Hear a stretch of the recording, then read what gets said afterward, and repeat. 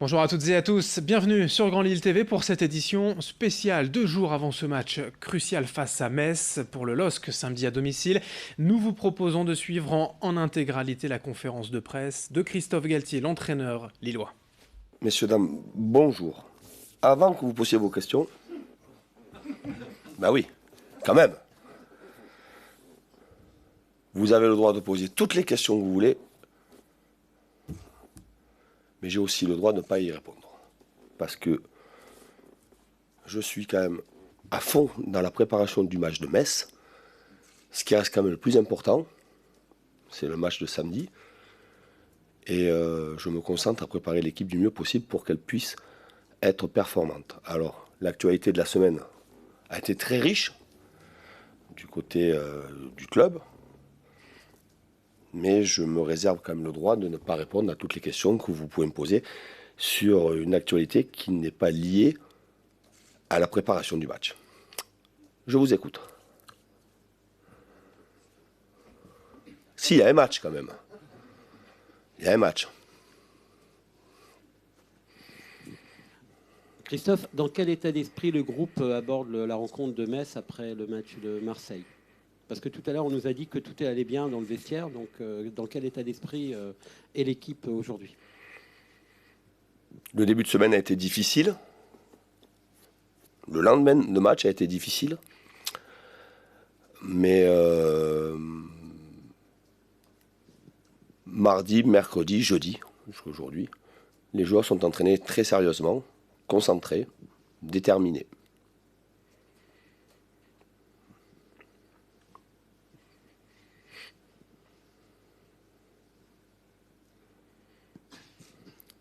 Bonjour. Bonjour. Mais avec la période que vous traversez, est-ce que vous y croyez encore? Et est-ce que les supporters doivent vous croire? Croire en vous? Mais la première des choses, c'est que nous, on doit croire en nous. Parce que rien n'est définitif. C'était un concurrent direct qui arrive. Mais je veux faire en sorte aussi que les supporters y croient. Parce qu'on aura besoin d'eux. Ils ont été présents et omniprésents. Ils ont été très présents lors du match de Guingamp, mais parce que aussi l'équipe a mis ce qu'elle devait mettre dans le match. Malheureusement, on n'a pas eu la joie de l'emporter, mais le public a répondu présent dans les encouragements, dans le soutien auprès de cette jeune équipe qui manque beaucoup d'expérience, qui manque quelquefois d'exemplarité parce qu'il nous manque beaucoup de cadres. Mais c'est une équipe à qui il ne faut pas mettre de pression. C'est une équipe qui a besoin de soutien. Et j'appelle les gens qui viendront au stade, les supporters, les fans, les supporters, je les appelle à soutenir l'équipe. Je le répète encore une fois, à soutenir cette jeune équipe qui manque cruellement d'expérience. Pourquoi?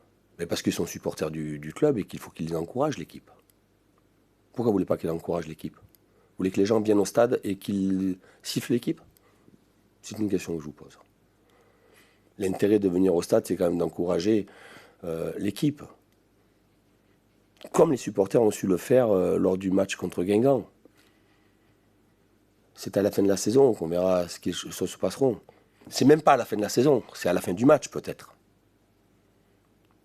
Parce que comme je l'ai dit à mes joueurs et que ça a été retranscrit rapidement le lendemain, il ne nous reste pas 4 matchs. Il nous reste un match. Metz. On passe, on aura la possibilité de jouer un autre match important à Toulouse. Il peut y en avoir un, il peut y en avoir 3, il peut y en avoir 4, il peut y en avoir 6. Il y a quelqu'un au fond qui a dit 6, oui.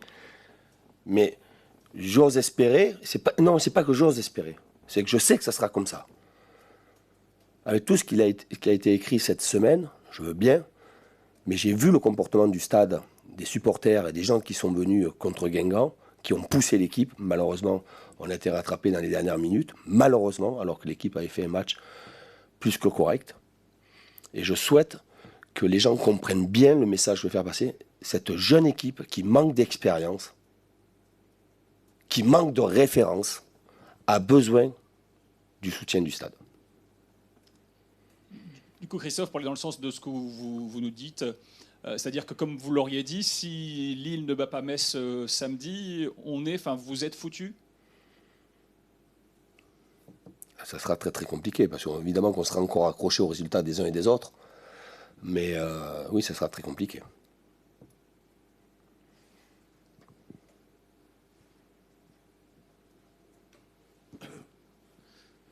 Tu disais, j'espère que les supporters seront derrière leur équipe, mais quel message les joueurs envoient aux supporters quand ils sortent 2 jours avant un match important en boîte de nuit? Et quel message ça renvoie, quelle image ça donne du LOSC? Et déjà, est-ce que tu confirmes les informations sorties par l'équipe? Je n'ai rien à confirmer, à infirmer. Vous avez écrit, vous avez des informations qui sont des fois, c'est très surprenant, des fois très précises, des fois moins précises, des fois vous pouvez vous tromper. Il y a eu beaucoup d'informations données cette semaine. Mais mon objectif à moi dans la semaine était de préparer le match de Metz. Et je répète encore une fois, nous avons perdu à Marseille. Je ne répète, je le dis, nous avons perdu à Marseille 5-1. Vous savez combien d'équipes ont pris 5 buts à Marseille cette saison? Pas mal. Alors qu'on sortait malheureusement, on sortait non pas d'un bon résultat, mais d'un match encourageant contre Guingamp. On ne sortait pas d'un bon résultat, on sortait d'un match encourageant. On va à Marseille, patatrac, face à une équipe qui est dans une dynamique exceptionnelle, supérieure à nous. On perd 5-1. On est KO entre la 25e minute et la 38e minute. Mais d'autres équipes ont pris 4 buts, 5 buts, 6 buts au Stade Vélodrome. Et c'est pas parce que nous avons pris 5 buts au Stade Vélodrome qu'il y a eu un naufrage, certes, à un certain moment, qu'on doit remettre en cause ce qui a été de bien sur le match de Guingamp et qu'on doit balayer les 4 derniers matchs, peut-être les 6 derniers matchs de la saison. Et le message que je veux faire passer, c'est pas un message de langue de bois, c'est d'être très lucide sur la situation. Nous avons besoin de tout le monde. Les joueurs ont envie de s'en sortir. C'est des jeunes joueurs, c'est une jeune équipe, je vous le répète encore une fois et j'insiste, qui manque cruellement d'expérience. Pour le préciser, le 11 de départ de Metz contre Caen, c'est 1400 matchs de Ligue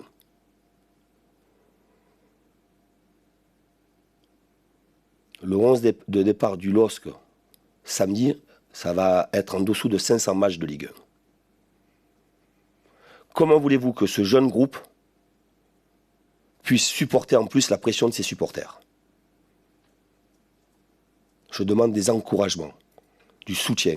À nous de faire le match que l'on doit faire et que les gens attendent, en espérant que ceux qui seront dans les tribunes puissent venir aussi avec nous dans ce match-là pour nous aider. Christophe, une question qui concerne le dernier rempart. Qui jouera dans les buts samedi? Et est-ce à ton insu ou que tu ne savais pas cette fameuse vidéo avec Vincent Enyama, sur Vincent Enyama, posée par des supporters?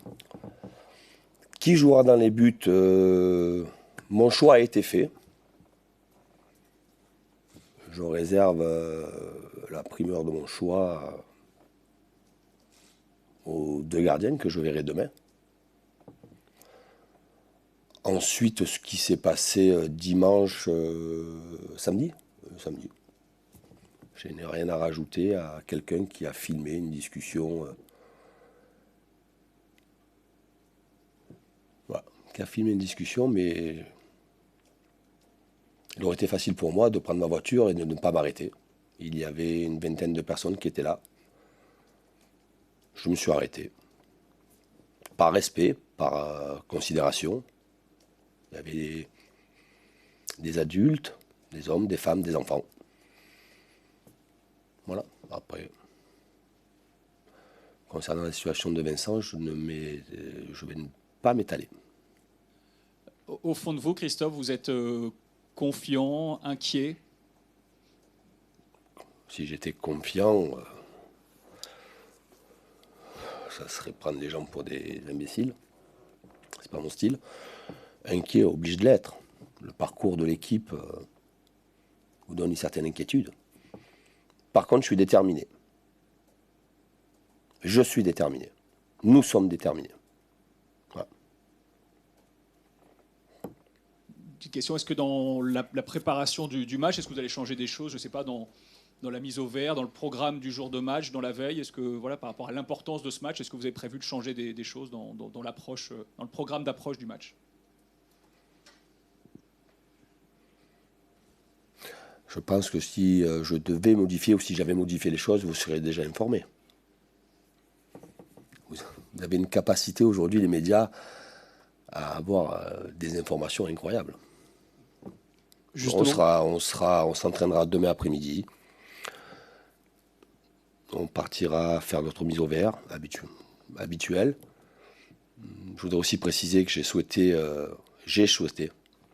un huis clos aujourd'hui pour être voilà, pour que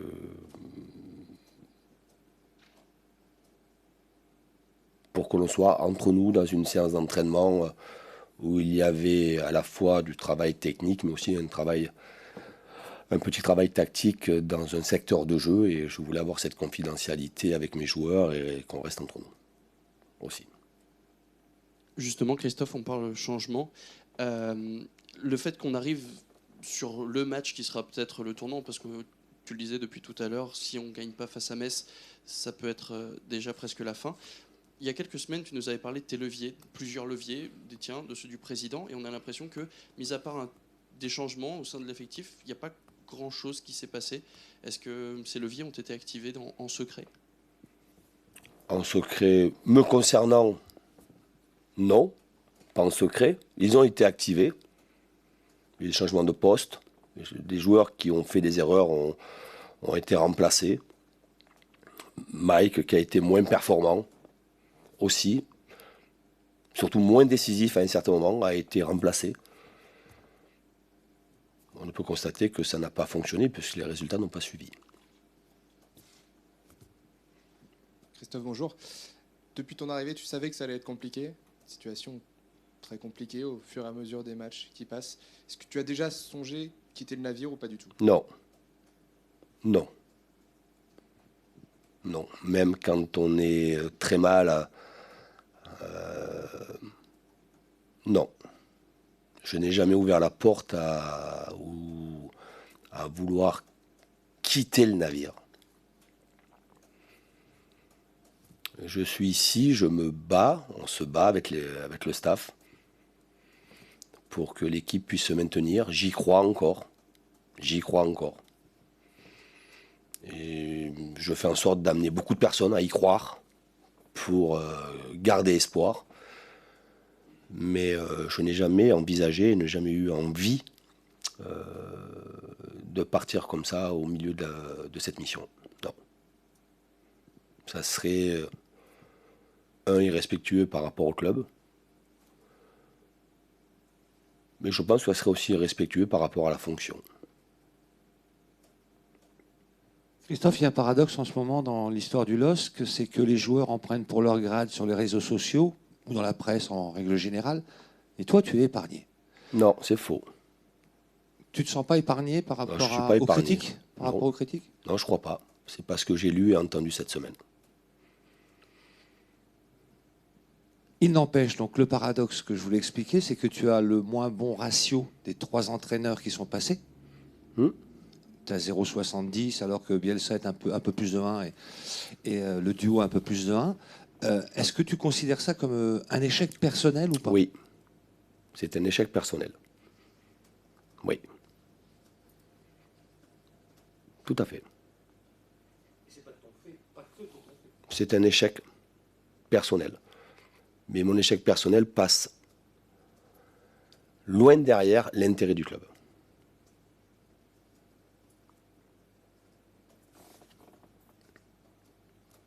Christophe, tu dis que le match contre Guingamp, à juste titre, il y avait du positif, même si le résultat n'est pas au bout avec la fin qu'on connaît. Et du mieux, oui. Mais Guingamp était une équipe qui avait peut-être moins le couteau entre les dents que celle qui arrive au stade Pierre-Mauroy. Tout à fait. Et Metz est une équipe qui se bat pour son maintien quasiment depuis le début de saison. Est-ce que c'est une donnée forcément supplémentaire pour vous, car vous avez une équipe qui poursuit le même objectif que vous? Et ça, pour ta jeune équipe, c'est un truc encore plus compliqué à gérer. Comment tu vois les choses? Avec peut-être une précision aussi, comme Metz, qu'on a cru longtemps éliminé, est revenu dans la course, peut-être qu'il peut être aussi rattrapé par la pression à son tour. Metz ne sera pas rattrapé par la pression. Metz a des joueurs d'expérience, beaucoup de joueurs d'expérience, puisque je vous l'ai dit, il y a 3 fois plus d'expérience à Metz que chez nous. Je dis bien d'expérience, et non pas de qualité, mais 3 fois plus d'expérience à Metz que chez nous. Metz est aussi dans une obligation de faire un résultat et de l'emporter pour espérer, aussi. Mais Metz a des défauts comme nous. S'ils sont 20e et nous 19e, c'est qu'ils ont des défauts, des défaillances. Dans certains secteurs, ils ont un gros point fort sur un plan offensif avec un duo, avec la relation Dosevi-Nolan Roux. Nolan Roux qui a marqué 14 buts, Dosevi qui est à 11 passes décisives sur des centres, évidemment. Ils ont des points forts aussi dans l'équipe, mais ils ont des points faibles sur lesquels nous avons travaillé. Christophe, cette semaine, le président, enfin le propriétaire du club est monté au créneau un peu pour répondre à des choses sur lesquelles il n'était pas d'accord. On a vu, peut-être entre guillemets, mais tu pourras le confirmer, que Luis Campos est intervenu ardemment, visiblement. Alors à toi de confirmer. Est-ce que tu te sens moins seul aujourd'hui? J'ai jamais été seul. Mais par définition, un entraîneur est un homme seul. Encore plus quand il y a des mauvais résultats.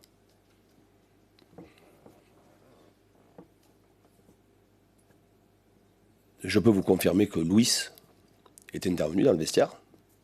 C'est pour ça que je vous dis qu'aujourd'hui, les journalistes, vous êtes très performants, vous avez des informations très précises. Souvent, mais pas tout le temps. Mais sur ce cas-là, oui. Mais je ne peux même pas vous dire ce qu'il a dit. C'est lui qui m'a confirmé qu'il était intervenu, et puis aussi les membres de mon staff. Parce qu'à ce moment-là, je n'étais pas dans le vestiaire. Je suis rentré dans le vestiaire dès le coup de sifflet final pour y ressortir 20 secondes après, pour m'isoler un peu. Et finalement, Luis Campos, Luis est intervenu comme il aurait dû intervenir, parce que c'est normal. Et je trouve rien de choquant qu'un directeur sportif puisse intervenir auprès d'un groupe et de pousser une colère et un mécontentement. Il n'y a rien de choquant à ça. Ça se passe dans beaucoup de vestiaires. Christophe, dans une conversation volée avec des supporters, une conversation qui n'était pas censée être diffusée, tu as dit que si Vincent Enyaman ne jouait pas, c'était un choix, une décision des dirigeants. Dans une conversation... Je n'ai pas dit ça. J'ai dit qu'il y avait un problème avec les dirigeants quand je suis arrivé. Point à la ligne. Je n'y reviens pas. Et tout ça pour dire que dans une autre conversation, cette fois-ci enregistrée, une opération de communication, Gérard Lopez a dit que ça relevait de ton choix, que c'était un choix sportif et au niveau de la blessure. Plus fort, je n'ai pas entendu. Est-ce que c'était un choix sportif et que si Vincent ne jouait pas, c'était parce qu'il était blessé? Plus largement, est-ce que tu es sur la même longueur d'onde que tes dirigeants? Et est-ce que y a des choses que tu ne maîtrises pas par rapport à certains joueurs, puisque ce serait le cas pour Enyama, d'après ce que tu as dit à des supporters, et est-ce qu'à l'inverse, tu dois faire jouer des joueurs que des dirigeants veulent voir sur le terrain? Alors, je vais vous répondre très précisément, même si je n'avais pas envie d'aller sur ce terrain-là, mais on y est. Très bien. Si je me trompe, vous me coupez. Quand je suis arrivé, Vincent Enyama, il était où? Comment? Non. Ah non. Si vous me répondez ça, vous êtes malhonnête. Vous avez vu Vincent Enyama s'entraîner avec le groupe professionnel cette année? Jamais. Donc, quand je suis arrivé, il était où? Il était avec l'équipe réserve. D'accord. Ok. Et ensuite, il était blessé. Blessé. Voilà. Il est où actuellement? avec l'équipe réserve, il s'entraîne quand il peut s'entraîner et il joue quand il peut jouer. Point la ligne. Concernant d'autres joueurs, jamais on m'a imposé de faire jouer un joueur. Jamais. C'est très clair. Voilà. Bonne journée. À samedi.